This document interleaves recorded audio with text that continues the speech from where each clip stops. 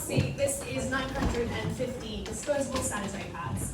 It is roughly what you need for about 4.5 years.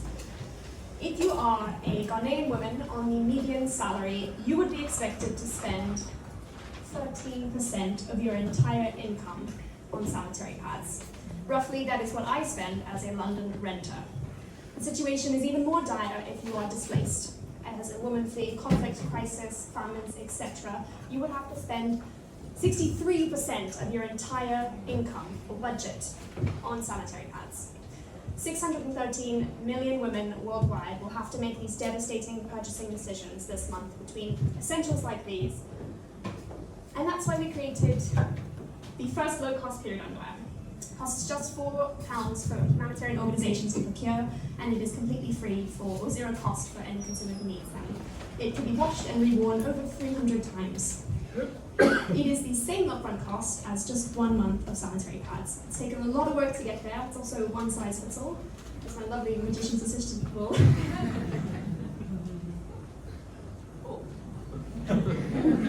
That makes it about 16 times more cost effective. It also reduces about 7 kgs of single-use plastic waste and has a 6 times lower CO2 footprint.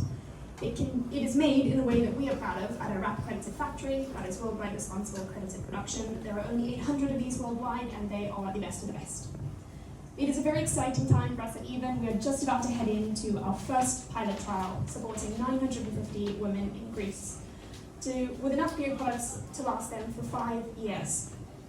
And in that time, save our NGO partners over 200 grand.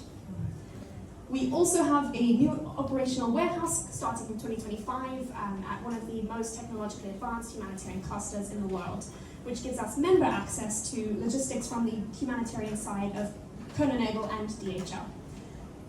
Our phase to market is split into 3 categories, and the first one is where we have an excellent product market fit is in emergency relief and humanitarian organizations, refugee camps, etc.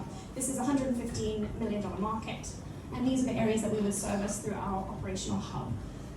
We're already a United Nations General Marketplace registered supplier, and this we can make about a 30% net margin, and that's really important for us to subsidize the rest of the sides of the business. Right now, the humanitarian market is completely undifferentiated and uncompetitive. Current suppliers are wholesalers who bulk purchase consumer CPG sanitary pads like the ones on the floor, add their markup and send them back to humanitarian organizations where it doesn't fit the crises, it doesn't fit the need of refugee women.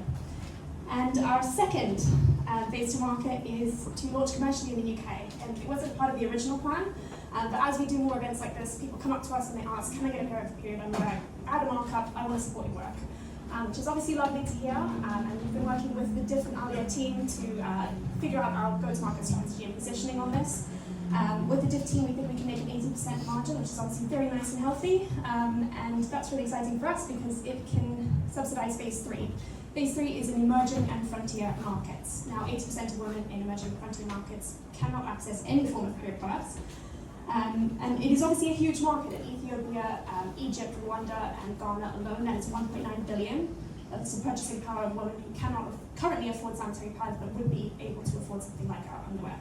The really exciting part of this project is we would be partnering with street vendors. And street vendors not only are an excellently scalable, networked way to access many communities who can't actually access period products, not because they can afford them, but they're not available actually. And with street vendors, they're really at the pointy end of period poverty. They directly miss out on a week's worth of work every single month, and that is lost wages that they can now recoup. They would be able to keep 100% of the profits from this side of the business, which would be subsidized by our commercial market. And it's obviously incredibly exciting for us because it's the first time we've been able to really access what is taken consumer product, period product brands really haven't accessed them at all. And this is the team that will be launching the digital services to give street vendors the ability to take cashless payments, SMS tracking on their sales network, as well as access to tools like microfinancing to help them scale their venture. We've got backgrounds in design engineering, software, materials engineering, and psychology and neuroscience, which gives us that kind of psychosocial element of period poverty, which is really, really cool. But more than any of our experience or degrees, We've actually been working on this since high school. So this is us in our first venture. These are reusable sanitary pads that we used to sew. And in the 6, 7, 8 years that it's taken, since this picture has been taken, period poverty has only gotten worse. Pandemics, political and economic stability has meant that 35% of the entire global menstruating population cannot afford any form of period product.